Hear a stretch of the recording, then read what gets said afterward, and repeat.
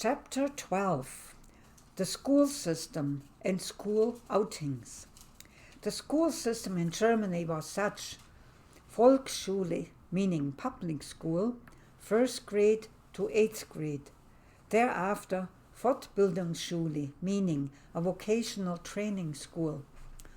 4 days a week working in your job and 2 days a week there was school. This went on for 3 years until you ended your apprenticeship, or public school, grade 1 to 4. Thereafter, the smartest 2 or 3 kids in class could take an examination at the board of the high school, Oberschule or Realschule. There, the subjects were much harder and included Latin, algebra, etc. Schooling terminated after finishing 10th grade. A person I knew became a medical doctor's assistant at this stage. The problem was that few were able to pay the fees involved. I did the examination, but no money. University was the next step after Oberschule, which, of course, was out of reach for many at that point in time, right after the war. Volksschule hours were from 8:15 a.m. to noon and 2 p.m. to 4 p.m. in summer. Winter hours were half an hour delayed. I forgot how long it was in the afternoon. There was a lengthy bit of homework to do every day. After the war was over, there also was 1 hour a week set aside for English class. Interesting school outings. Grade 1 to 4 was taught in the Schlössle, little castle. It served as an office building and, before or after, was in use for apartments. Originally, it was an old Tudor-style castle from the 11th century, a picturesque and attractive building by the river Brenz that was flowing through the valley and our hometown. Weeping willows and other greenery along both sides gave this place a romantic quality. The lords of Helfenstein had been using the Schlössle as their hunting castle. A massive castle on a nearly 300-meter limestone outcropping overlooking the city of Heidenheim, the valley and surrounding hills, was their place of residence. They called it Castle Hellenstein, Castle of Light Stone. Our class visited this historic castle several times for history class, so we could feel ourselves back into the Middle Ages. The city has transformed it into a museum. It is partially in ruins, but there is a coach room, and I can remember a room full of swords, shields, and other medieval destructive war gear. In the middle of the cobblestone courtyard, a wrought iron enclosed well is reaching down to the bottom of the valley. This is where the water supply for the lords came from when they lay beleaguered behind their massive castle walls.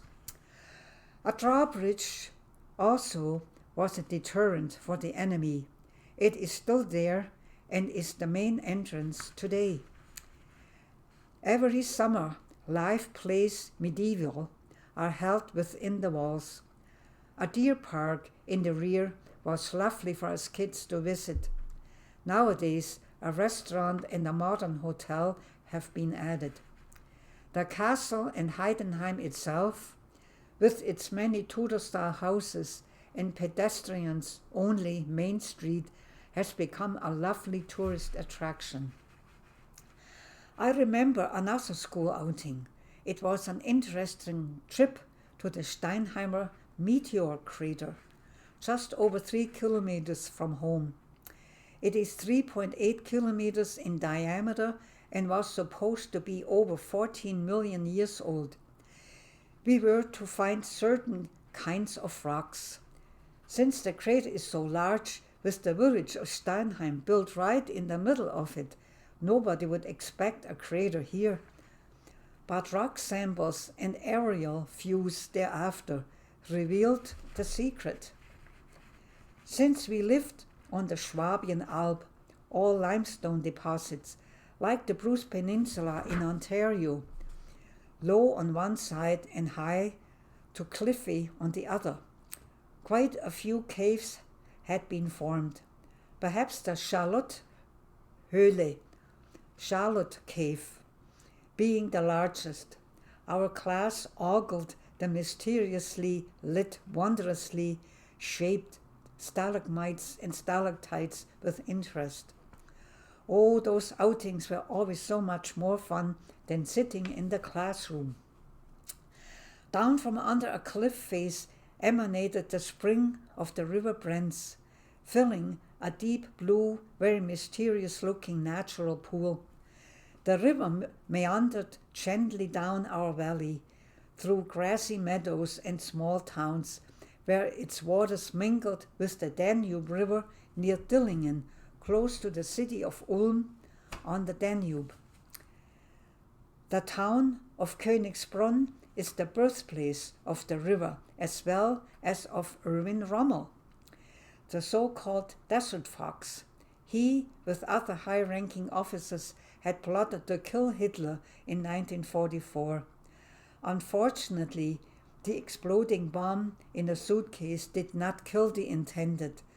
Rommel had the choice of going to court or take a cyanide pill.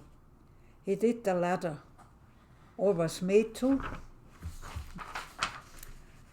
Boys and girls were divided into separate classes, no mixed classes in our time.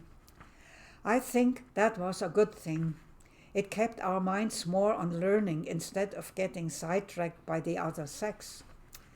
But we did look at each other at break times. So there was Karl. He was slightly cross-eyed, but tall, dark, and handsome. Karl and I exchanged books. We both especially liked the Jungle Book by Rudyard Kipling. Karl then became Akela, the male wolf, and I was Rashka, the female wolf. Sometimes we would meet up at the quarry. The person getting there first would call out in a Tarzan-like yodel. One time, I remember, I waited and yodeled, sitting up in a tree for a long time. Akela never showed up. Jungle drums from classmates would tell me there was another woman. At one time, they told me where to find them. I was appalled when I found them lying in a grassy meadow laughing. From behind some bushes, I saw that the girl was well endowed and pretty to boot. My heart sank as I realized that I was only average looking and had tiny apples for boobs. Not that Karl ever saw them. I was sure that those two were not playing Jungle Book characters. Oh yes, later when I already lived in Canada, Jungle Drums revealed that they were married. Even later, when I was in my 70s and visiting my hometown, my old Jungle Drum group revealed that Karl's wife had died not long ago.